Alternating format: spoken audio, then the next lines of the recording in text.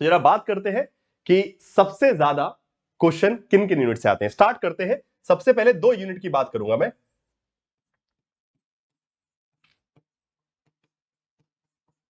Political theory plus political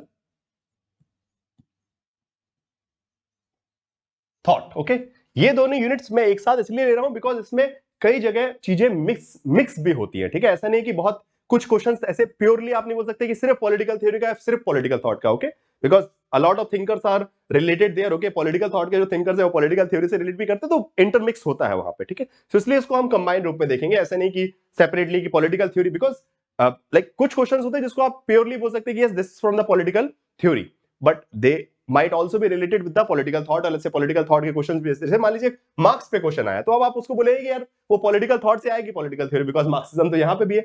मान लीजिए John Locke पे क्वेश्चन आया, तो वो पॉलिटिकल थ्योरी से ही बिलोंग कर सकता है, बिकॉज लिबरलिज्म वहां पे भी है, लिबरलिज्म के डिफरेंट टाइप्स भी है। तो इसलिए इन दोनों टॉपिक्स, बिकॉज ये अपने आप में बहुत क्रूशियल यूनिट्स है, सबसे पहले यूनिट नंबर 1 और यूनिट नंबर 2 है। सो यहां से अगर हम एक अप्रॉक्स एवरेज देखें, जो क्वेश्चन नंबर्स आ रहे हैं करीबन 23 सवाल। ओके, ये एक रफ फिगर मैंने देखा है, मतलब 22-23 क्वेश्चंस के आसपास जो है। So 23 questions are coming from political thought, political theory. काफी ज्यादा स्कोरिंग, बट यही है कि it required a good conceptual understanding. Okay, इनको करना तब तक पॉसिबल नहीं है। इन ये 23 क्वेश्चन जो आएंगे थ्योरेटिकल होंगे, कॉन्सेप्चुअल अंडरस्टैंडिंग चाहिए, और ये अपने आप में बहुत ज्यादा एफर्ट मांगते हैं। और वही कर सकता है जो बिल्कुल स्ट्रेटेजिकली सही गाइडेंस के साथ प्रिपरेशन कर रहा है, वो डेफिनेटली इन 23 में से कम अगर आप 18-19 क्वेश्चन भी करते तो you are in a good situation. Okay, 18 में से नहीं, चलिए मान लीजिए 16-17 क्वेश्चन भी ठीक है। नाउ नेक्स्ट पॉइंट आता है आपका, एक और दो कॉम्बिनेशन है यूनिट का, international relations plus Indian foreign policy.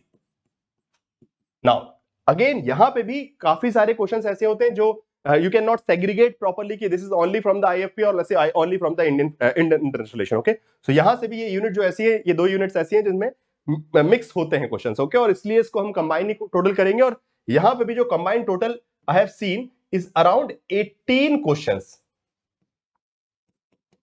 ठीक है, 18 सवाल तकरीबन, ये ऑन एन एवरेज है। ठीक है, दोनों यूनिट से मिला के हर साल 18 से कम तो आ ही नहीं, मतलब इससे कम मुझे कहीं नहीं मिला। ठीक है, किसी भी साल के पेपर में मुझे 18 क्वेश्चन से कम तो मिले ही नहीं, उससे ऊपर एक आध ऊपर चले गए होंगे, but on an average 18 question तो यहां पे आ ही रहे हैं। तो यहां पे हो गए 23 क्वेश्चन आपके, यहां पे हो गए 18 question. Okay, so this again this part is more and more dynamic in nature. यहां से जो है कॉन्सेप्चुअल पार्ट कम आता है इसमें। जैसे अगर 18 क्वेश्चन है तो इसमें से 18 में से 5 क्वेश्चन ऐसे होंगे जो कॉन्सेप्ट वाले होंगे, कॉन्सेप्ट मतलब अंडरस्टैंडिंग। बाकी most of the time will be books and authors, or let's say especially factual questions. Okay, some important organization like let's say किसी नीट का है, उसके बारे में कोई सबमिट हुई है, so that kind of current affair based also. Okay, और करंट अफेयर में ये भी नहीं कि बस इसी साल का करंट अफेयर, थोड़ा सा पुराना भी कुछ इंपॉर्टेंट इवेंट अगर हुआ है, कोई डील हुई है, ऐसा कुछ भी।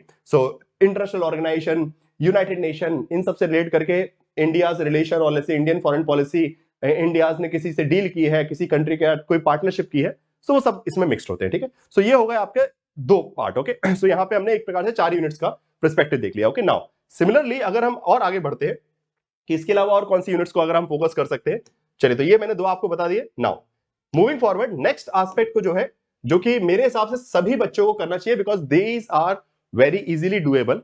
सेकेंड एस्पेक्ट आता, थर्ड नंबर है आपका पब्लिक एडमिनिस्ट्रेशन।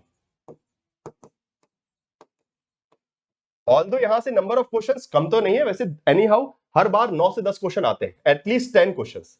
और ये मैं स्पेसिफिकली इसलिए फोकस कर रहा हूं कि जो पब्लिक एडमिनिस्ट्रेशन आपको एग्जाम में आता है ना, वो बहुत ज्यादा टफ नहीं आता है, थोड़ा सा एफर्ट। ओके, इट मींस कि विद मिनिमम एफर्ट, सबको बहुत डर लगता है पब्लिक एडमिनिस्ट्रेशन से, बट अगर आप मिनिमम एफर्ट ही लेते हैं, वो जो आपका एक मैराथन है पब्लिक एडमिनिस्ट्रेशन का, एक मैराथन मैंने लिया है 5 घंटे का, उसको भी अगर आप देख गए तो इस 10 में से मैं बता रहा हूं सेट 7 to 8 क्वेश्चन आप सही करके ही जाएंगे।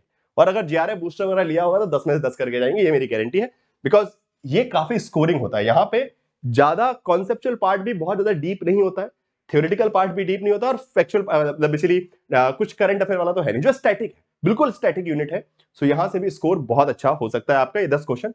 इसके अलावा चौथा पार्ट आता है आपका इंडियन पॉलिटिकल थॉट।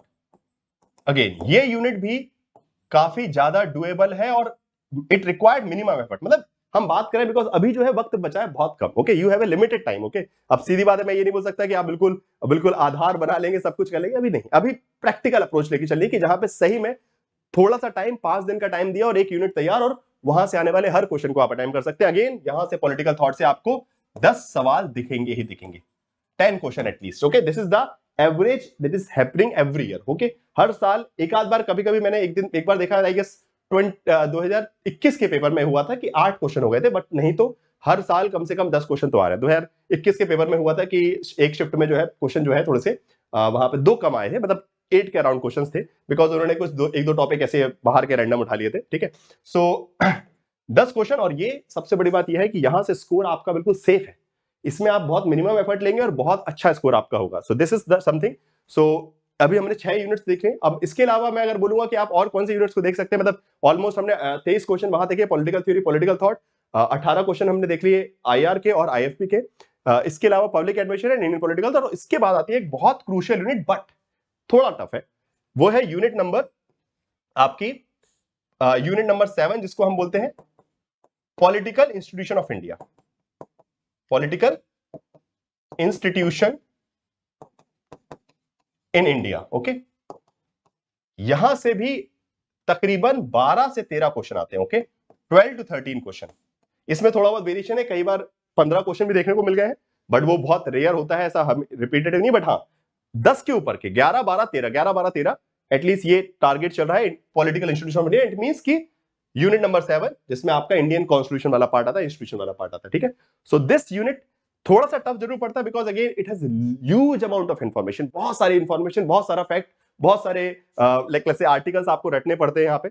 सो रट्टाफिकेशन ज्यादा है यहाँ पे, कॉन्सेप्चुअल अंडरस्टैंडिंग भी थोड़ी बहुत रिक्वायर्ड होती है, बट फिर भी रट्टा वाला पार्ट ज्यादा हो जाता है। और specially different different institution, constitutional body, okay, संवैधानिक निकाय है, वैधानिक निकाय, उनकी स्पेसिफिक डिटेल, जैसे कि लास्ट ईयर यूपीएससी पे क्वेश्चन आया कि यूपीएससी के बारे में 4 कथन दे दिए, बोले कौन सा सही है। सो दैट इज समथिंग थोड़ा सा टिपिकल होता है, बट स्टिल अगर किसी का इंडियन पॉलिटी स्ट्रांग है, स्पेशली यूपीएससी एस्पिरेंट जो है, ठीक है, जो लोग यूपीएससी की भी तैयारी कर रहे हैं, किसी कॉम्पिटेटिव एग्जाम की तैयारी कर रहे हैं, सो उनके लिए एडवांटेज रहेगा। आप लोग अगर इस पे थोड़ा सा मेहनत करेंगे, आप लोग अच्छा स्कोर करके जाएंगे, and it will be a benefit for you. Okay, now अब आप सोच रहे हैं सर बची हुई यूनिट को क्या हम छोड़ दें? नाउ बची हुई यूनिट जो ऐसी है, जैसे कि कंपैरेटिव पॉलिटिक्स। अब तुलनात्मक राजनीति की स्थिति ऐसी है कि यहां पे आप प्रयास कर सकते हैं बहुत सारा, परंतु उतना फल मिलने के चांसेस नहीं है। ठीक है, अभी बात है कि minimum effort and maximum result. Okay, अभी हम सब चाह रहे हैं कि आप बचे हुए 30 दिन है, उसमें मिनिमम एफर्ट लगाया जाए और मैक्सिमम आउटपुट आए। सो वहां पे मुझे लगता है कंपैरेटिव पॉलिटिक्स शायद तक उतना आपका साथ नहीं देगी। सो उसको छोड़िएगा मत, जो आपके पास नोट्स है उतना तो एटलीस्ट करके जाइए। उसके लिए कुछ नया ढूंढने जाएंगे, बिकॉज वो समुद्र है अपने आप में। ठीक है, कंपैरेटिव पॉलिटिक्स अपने आप बहुत बड़ा समुद्र है, उसको खगोलना और उसका सब कुछ कैप्चर कर लेना प्रैक्टिकली पॉसिबल नहीं है। उसमें हर बार कुछ ना कुछ एक नया सा थिंकर एलिमेंट आपको दिखेगा जो आप नहीं कर सकते। So don't waste your time there. Okay, आपको एग्जाम में कहां 70 प्लस क्वेश्चंस आपके सही करने हैं 100 में से। ठीक है, अब अदर अलग अलग कैटेगरी के आपसे कम हो जाते हैं, किसी के 60 ही हो जाएंगे अलग अलग, बट आपका टारगेट होना चाहिए कि मैं उतना कट ऑफ के टारगेट तक पहुंच जाऊं। तो मेरे हिसाब से कंपैरेटिव पॉलिटिक्स हुआ, गवर्नेंस एंड पब्लिक पॉलिसी हुआ, और साथ साथ आपका political institution, sorry political process in India, वो भी काफी सिंपल यूनिट है, उसमें ज्यादा मेहनत की जरूरत नहीं पड़ती उसमें से, बट क्वेश्चन भी कम आते हैं, 6 से 7 क्वेश्चन ही आते हैं उसमें से, मतलब जो यूनिट नंबर 8 है आपकी। सो उनको भी आप हल्का फुल्का देख लीजिए, बट मेजर टारगेट आप लेके चलिए इन यूनिट्स का जो मैंने बताया आपको। पॉलिटिकल थ्योरी को अच्छे से रिवाइज कीजिए, पॉलिटिकल थॉट को रिवाइज कीजिए, आईआर को, इंडियन फॉरेन पॉलिसी को, पब्लिक एडमिशन को, ये और ये। ठीक है, तो टोटल मिला के कितनी हो गई? 4 वो थी, 5 6 7, ये 70% पार्ट भी अगर अच्छा कर गए आप, सो बाकी का वो 30% जो है वो आपको दुख नहीं देगा। वो 3 यूनिट जो है, थोड़ा बहुत भी जितना टाइम मिल रहा है लिमिटेड, उसमें ज्यादा आप हाथ पैर फैलाने की जरूरत नहीं है, बिकॉज वहां से नंबर ऑफ क्वेश्चंस भी आपको, गवर्नेंस पब्लिक पॉलिसी से लास्ट टाइम 6 क्वेश्चन आए थे, 6 एक्जेक्टली 7 क्वेश्चन आए थे। ठीक है, so it's not that much a bigger task. उसमें से भी 6-7 में से भी 3-4 क्वेश्चन ऐसे होंगे जो आप इजीली कर लेंगे। मैं ये नहीं बोला कि उसको पूरा छोड़ना है, ये मत सोचिएगा पूरा छोड़ देंगे बहुत दिक्कत हो जाएगी। तो बस इस चीज का ध्यान रखिए, और इस तरीके से आप अपने यूनिट्स को